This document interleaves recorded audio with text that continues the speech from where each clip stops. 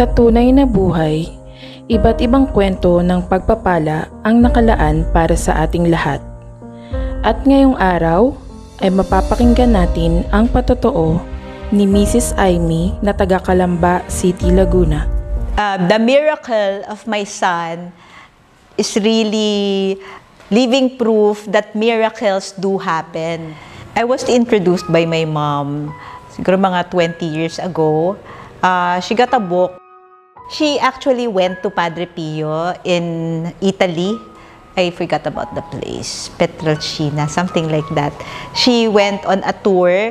Tapos, sabi niya napakaraming miracles, napakaraming natutulungan, maraming gumagaling. Kaya, sabi niya mag-start daw ako ng devotion. It started when I read the book that she finished. Tapos, while reading the book, I always find myself crying. Tapos, at the end of the story, parang meron kasing isang, dun sa book ni Padre Pio, merong isang babae na parang in-entrust ni Lord sa kanya para alagaan at gabayan. Parang naramdaman ko, ako yun. Sabi ko, parang ako yun. Parang kasali ako dun sa book. And I saw myself na parang I will be guided by Padre Pio in all the trials of my life. Yun. Tapos, over the years, parang nagkaroon, nabalitaan namin ng mami ko na merong shrine in Eastwood. Tapos, pumupunta kami sa Eastwood. Tapos, nangyari na nagkaroon ako ng sobrang hirap na pregnancy. So, at talagang sumisimba kami. We find time to go there and to listen to the miracles, read all the stories in the wall. Parang naisip ko, gusto ko gumawa rin ako ng ganito. Pero parang hindi ako nabigyan ng pagkakataon doon na malagay doon. Parang I wrote my story, I left it parang in a box, merong ganun doon. Pero I wasn't called up. Kaya parang this is amazing that I find myself here. Dito, nung nandito na sa Batangas, yung shrine, so I can share my story about Padre Pio. During my pregnancy and my 4th child, sobrang hirap. So sabi ko, hindi ko talaga kaya na something will happen to my baby. On my 6th month of pregnancy, parang my baby is really parang coming out na. Tapos I stayed in and out of the hospital to hold it.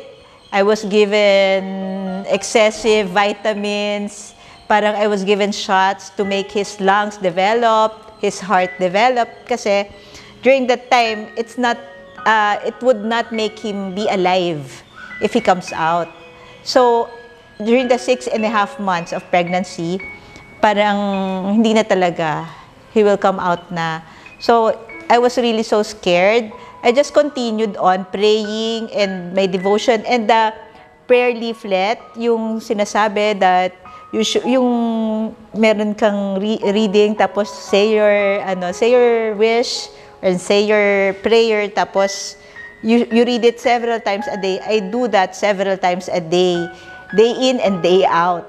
Tapos when I gave birth, my baby was really very small. He was just about 1.4 kilos.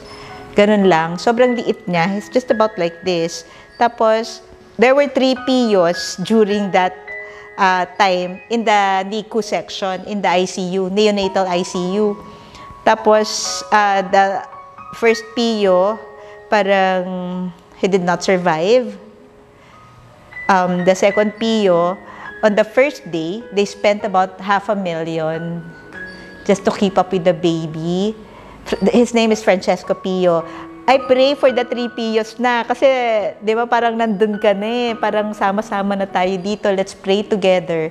Tapos, my son naman, parang, he just grew himself there in the neonatal ICU. Walang masyadong diferensya na, yung walang hassle. Parang, he just have to wait until he grows up to 1.8 kilos so that we can go home. Sobrang liit pa rin niya. When he turned to 1.8 kilos, we stayed there for 8 days extra for him after I went home. He came out to be healthy, fine. Actually, didn't have any problems about his being so premature. Imagine 6.5 months. He's short for 2.5 months. So I was expecting na whatever happens, Lord, anak ko to eh. So I'm willing to take care of him. But he grew up so easily without any hassle or anything. He's actually an excellent student and he was part of the basketball varsity. Kaya I'm so happy about my devotion to Padre Pio. Devotion to Padre Pio will help us become closer to God and be more defined of our faith and devotion. Always have a goal, always have something to pray for. Even if it's not for you, for your friend, for your family, for a stranger, or for anybody that you think who needs prayer. Always include somebody in your prayer, and the prayer will always come back to you. Even if you don't pray for yourself anymore, I know that Padre Pio will always pray for each and every one of us. The miracle of my son is really living proof that miracles do happen. That strong faith, strong prayer, and believing that, you know, God is alive and saints are there to help us pray. Spread the word, spread the miracle, and spread the love. Pray, hope, and don't worry. Magdasal, manalig, at manampalataya dahil lahat tayo ay makakatamasa ng kagalingan galing sa Diyos at sa tulong at gabay ni Santo Padre Pio.